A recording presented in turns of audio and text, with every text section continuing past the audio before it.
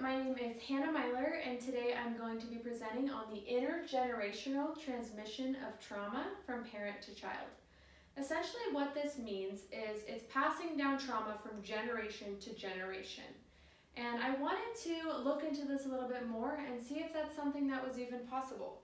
So I began by finding a study on two daughters whose mother had lived through the horrific event of the Holocaust. And both of these girls had a lot of very interesting things to say from the start. They were interviewed, and one of them said, "Sometimes it's even harder being the victim of a victim than the victim of a hangman." And this was really powerful because what she's trying to say here is that it's harder for her to be the daughter of the mom who lived through the Holocaust than it was for the mom to live through the Holocaust in her mind. She believes that it's more difficult. To conduct this study, both of the daughters took the Rorschach test, where they were shown an image of an ink blot and asked a series of questions to come up with conclusions surrounding kind of if they had any thinking disorders or things of that nature. And so the study concluded that both the girls had thinking disorders and a lack of associations. So they could not disassociate their mother's experience from their own. Their stream of associations came from the world of the Holocaust and evil, as if their experience of their mother's was their own, for one of the daughters at least. So they had both really internalized their mother's trauma. And what's interesting is a lot of it was nonverbal. The mom didn't necessarily talk about it as much, but trauma can be internalized even if it's not spoken of as much. And so that was really interesting to me that they both had a lack of associations. Looking a little bit further into the biological aspect of things, I want to show now a little clip from Dr. Rachel Yehuda, who conducted a study on Holocaust survivors and their children to see if trauma had been passed down from generation to generation. So let's take a look at that.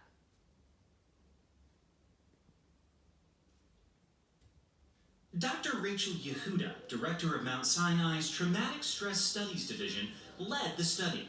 Her team interviewed and drew blood from 32 sets of survivors and their children, focusing on a gene called FKBP5.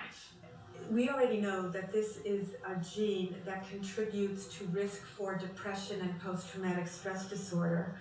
Yehuda noticed a pattern among the Holocaust survivors called an epigenetic change. Not a change in the gene itself, but rather a change in a chemical marker attached to it. And when we looked at their own children, their children also had an epigenetic change in the same spot on a stress-related gene. What does that suggest? Well, in the first generation, in a Holocaust survivor, it suggests that there has been an adaptation or a response to a horrendous environmental event. And in the second generation, it suggests that there has also been a response of the offspring to this parental trauma. Which means children of Holocaust survivors like Sonnenberg could be more likely to develop stress or anxiety disorders. Though their study was small, Yehuda and her team controlled for any early trauma the survivors' children may have experienced themselves. How is it that a parent who was subjected to the trauma of the Holocaust is able to somehow transmit that to a child who wasn't there? Oh, that's a really good question. And this study that we did doesn't address the how. The study that we did just provides a proof of concept that we might be able to identify the how if we do more research. DNA is passed from parents to children, but research like Yehuda's suggests parental life experiences can modify their body chemistry, and those modifications can be transmitted to children as well. So very interesting that a chemical marker on the gene can show trauma in the children as well. So that was very mind-blowing. The second study that I looked into was a series of children and their parents that were interviewed to see how there was a transmission of early maladaptive schemas from parent to child.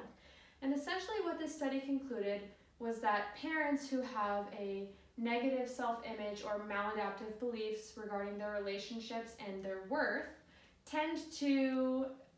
are more prone to be unsuccessful in meeting the needs of their child.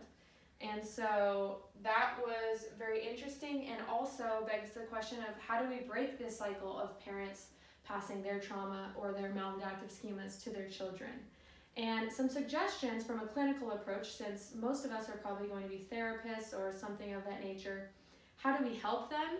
There is a sense of urgency in this because, as you can see, it's very, very possible and likely that many children are being traumatized by their parents' lived experiences. And so to stop this, family therapy, that's the first intervention that we can provide. Getting the family together and talking. Secondly, obtaining early interventions that emphasize positive parent-child relationships. This is important because if a child is extremely attached to the parent, they're probably more inclined to internalize that parent's trauma and live their experiences with them. Whereas if they have more of a secure attachment, they can separate, this is the parent's trauma and this is mine. And so we want to make sure that they have a healthy level of attachment.